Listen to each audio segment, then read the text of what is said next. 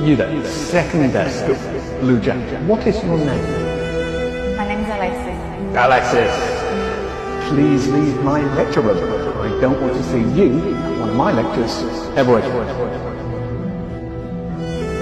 I don't understand. I am not going to ask a second time. Thank you.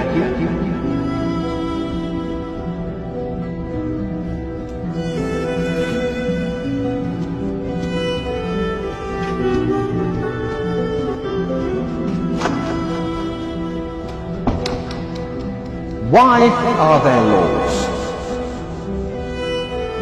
What are laws for? Anyone? Social order? To protect the person's personal rights.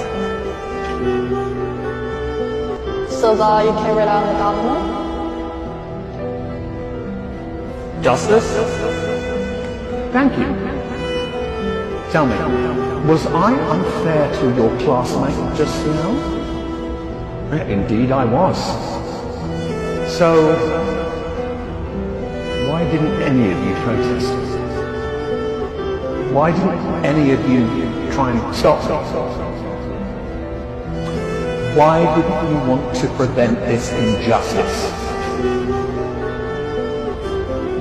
You see, what you have just learned, you wouldn't have understood in 1,000 hours of lectures unless you lived it. You didn't say anything because you weren't affected yourself.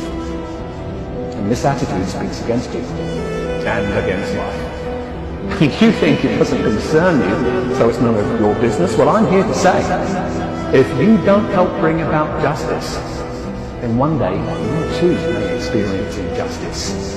And there will be nobody there to stand before you. Truth and justice lives through us all, and we must fight for it. Because in life and work, we often live next to each other, but not with each other. We console ourselves that the problems of others are nothing to do with us, none of our business. And we go home glad at night that we're spared, but it's about standing up for each other. Every day an injustice happens in business, sport, or on the tram.